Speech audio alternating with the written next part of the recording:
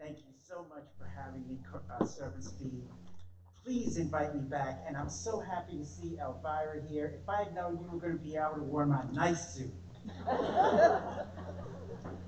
But you'll have to forgive me. You'll have to have me come back for a specific event because Right. on the way down here and in reflecting, I'm just so overwhelmed by your history. It's so impressive to me. And although the capital of the state may be in Annapolis, for our people, it's gotta be Turner Station. You know what I'm saying? I just feel that way. You know what I mean? There's no place else like this. And so you have to forgive me for being late. My mother had just received the Harriet Tubman Award in Havre de Grace from the governor, and so I sped down there from here. And I'm such a part of a talented family. Had I known this was actually four musicians, my aunt, who actually performed with my grandfather, is here as well. Oh. This is Cab Calloway's daughter, Cecilia Calloway. Thank you so much for coming. Thank you. Thank you. And yes, ma'am. All I want to do, and really my goal today is to talk a little bit, just a little bit, about the value of history. Right. All right?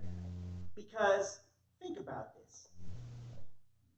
Henrietta Lotz, isn't Turner Station a bit more valuable now that you know that history? Doesn't it change the place a little bit? And what is valuable about Turner Station? Why would I call it the capital of Maryland for our people? It's because of the history and the people who lived here and what happened here and what they did here. And you have to ask this question: what is the value of history? And we know that this land belonged to someone else, the Native Americans, before it was colonized. Right. How valuable is that history? And what happens to a people when you erase their history? Right. And that's sort of what's happening to us in the city, of Baltimore. I mean, Chick Webb. Chick Webb, whose story is something like The Wizard of Oz. Here's a man born disabled and becomes probably the greatest percussionist in American history. And he's from Baltimore. And we haven't really honored him, as we should. And then looking at my family. Guys, we're just a few weeks from Women's History Month. And this is some women's history for you. And the women in my family, boy. My Aunt Blanche, in 1921, walked down the steps at 2216 Druid Hill Avenue to become a part of U.B. Blake's Shuffle Along, the musical. And Blanche becomes the architect of a lot of 20th century entertainment. And here's why. In 1921, your most popular black singers are people like Ma Rainey and Bessie Smith. And even U.B. Blake and them had ensembles. But you notice the singers were always with the band. They hid kind of within the band. They wouldn't go out from there. Yeah, Blanche was the first one to do that. She broke that proscenium arch. She went out into the audience. And it wasn't the first time in music history, but it was the first time in black music history, in jazz, when we really came out into the audience. This introduced a sort of a casualness to the music. The music is much less formal now because, even popular music has its roots in opera, which is really formal. And so by doing that casualness between, she's forming the relationship directly with the audience. And this is exactly what hip hop artists do today. Call and Response was a Blanche Calloway innovation. The first African American woman to lead an all male band, Blanche Calloway. Probably the first African American woman to be a radio station manager, Blanche Calloway. And we're talking about a woman who ran the band. It's a little bit different from like Billie Holiday or Ella Fitzgerald, who just get up and sing and everything's done for them. Yeah, Blanche hired the musicians. She wrote the music. She selected the music. Each musician has to have a chart of all the songs. She made sure they had all the charts. She booked the gigs. She did the choreography. She decided how the show would go. She arranged the transportation for all the musicians to get where they had to go. She was responsible for paying musicians, making sure they were ready for the next gig. It, as the brother said, is a lot of work. And it's really hard because you got a lot of egos really close to each other. Her career took a really tough turn in 1937. In Yazoo, Mississippi, she used the white women's restroom at a gas station. She was arrested along with a member of her band. The band took the bus and the money and left while she spent the night in jail. It was a terrible blow to her career. Eventually, she gives up her entertainment career altogether just to serve God. She had noticed that her brother was, eclipsing, and he was taking all of the stuff that she had brought to the world. Eventually, she finds Ruth Brown when she's working at the Crystal Caverns in Washington, and becomes the manager for Ruth Brown, who was known as the Queen of Soul. And then she ends up in radio. She passes here in Baltimore in the 1970s. The significance of Blanche Calloway is the fact that she introduced her brother to Louis Armstrong. Cab Calloway was mentored by Louis Armstrong. He started as an MC and then eventually got his own gig. Cab Calloway kind of significant because Cab Calloway leaves Baltimore in 1927. In just 3 years after leaving Baltimore, he is the featured attraction at the #1 entertainment venue in America, the Cotton Club. He replaces Duke Ellington. That was Duke Ellington's club. All right, they say Duke is going to go on tour. Yet from the minute Cab Calloway took over for Duke Ellington, Ellington never really came back. It was his gig for 5 years. Wow. The Cotton Club is like the Super Bowl halftime every single weekend, man. It is a big deal. That's a lot of history. As a result of him performing at the Cotton Club, these two Jewish brothers, you may have heard of them, George and Ira Gershwin. Oh, yeah. They're writing an opera called Porgy and Bess. They see Cab on the stage and they say, oh, we've got to write a role for this guy. And they come up with this character named Sportin' Life. Sportin' Life. That's what they call Cab Calloway's personality. Now, where did Cab Calloway get the personality of Sportin' Life? He got it at 2216 Druid Hill Avenue in Baltimore, Maryland. He was working at Pimlico, and that's where he learned the Sportin' Life. This personality of Sportin' Life becomes the foundation for every major male vocalist of a certain style from that point forward. And we're talking about people like Little Richard, James Brown, Prince, Tupac, LL Cool J. Anytime you have a male who performs in front of the audience in a highly masculine or bravado type of way, and he is engaging the audience in call and response and forming a certain energy bond around them, which usually is a generational or age type thing. All that pretty much started with Cab Calloway.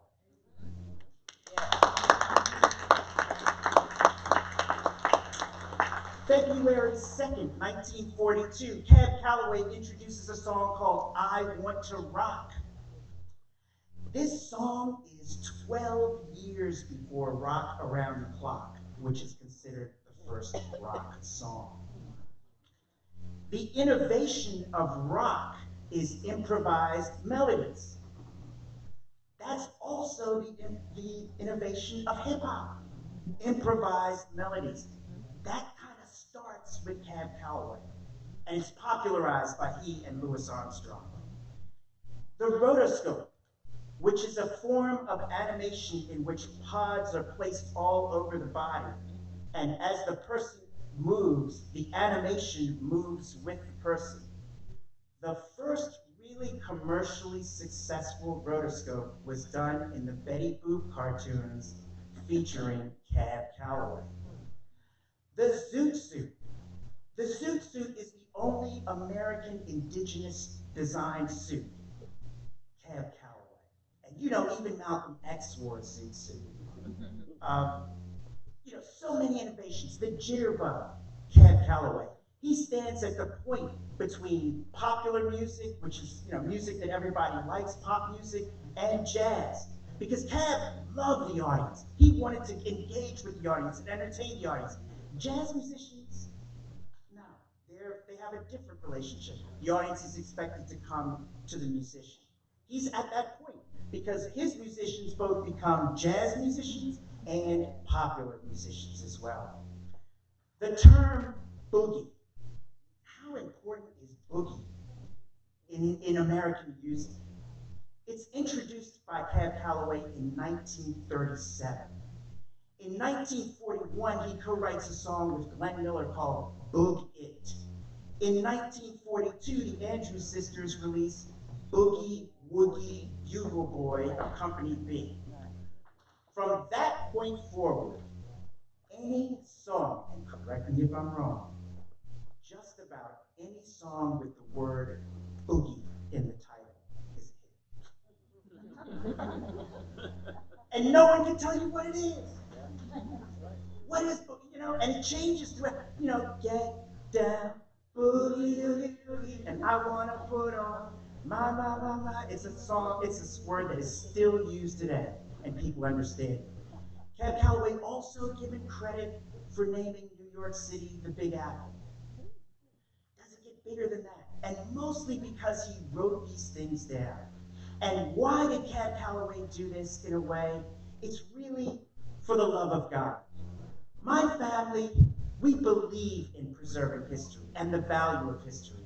In fact, my aunt has brought this book called The Pride and the Journey, which is an ontology of all of Black history with beautiful paintings as you see. Everybody in this book, Marcus Garvey, Dr. King, Harriet Tubman, Malcolm X, a beautiful book that you can see my aunt to preserve the history. And this book is history, and so as a result, it's valuable to us. And we brought this for you to have, for your families to share, pass down. Beautiful Pride in the Journey.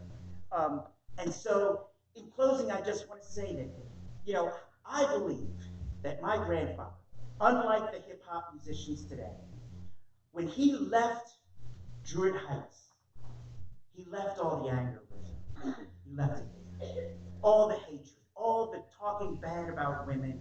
You do not find that in Cab Calloway's music. It is a music that is about joy. It's about enjoying life. It's about the love that we have for each other. In Minnie the Moocher, his most popular song, the first song to sell 1 million records written and sung by an African American in 1931. The guy's like 21 years old when he does that song, right? Minnie the Moocher. It's a funny song, right? Yep. But it's about a drug addict. It's a very serious thing, but again, Cab is not going to look at it from that hard kind of we're oppressed type of way. He's going to look at it in a fun and uplifting way.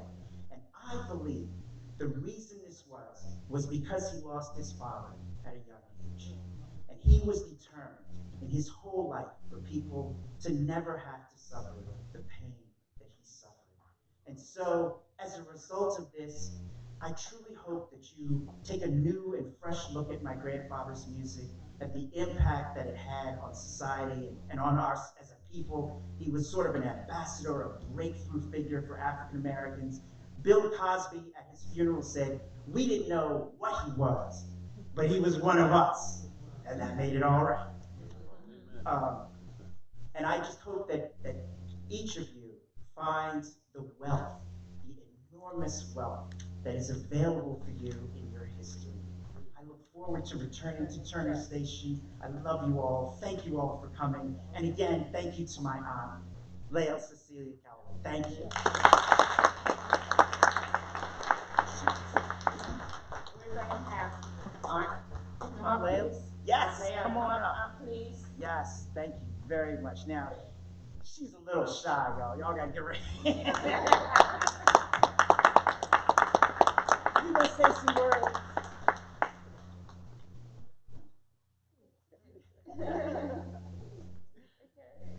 Thank you so much. You guys have such a great representative in Courtney Speed. My God, thank you.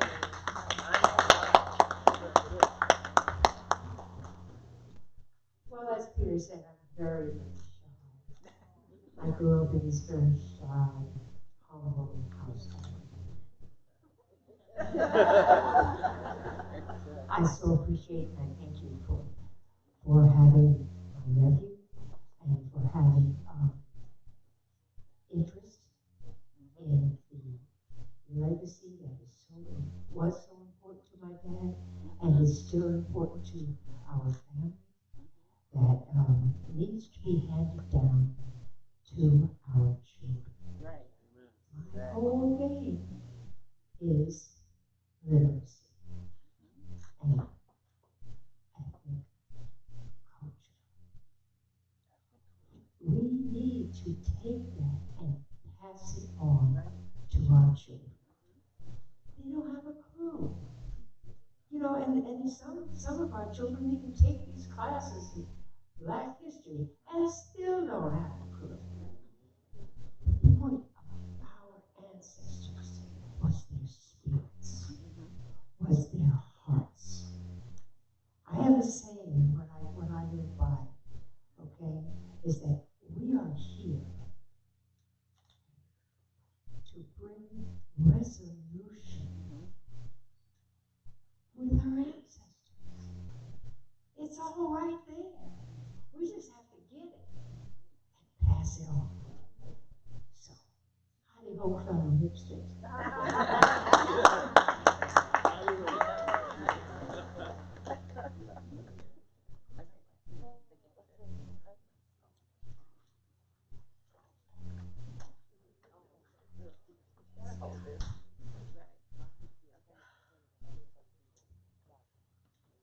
Okay.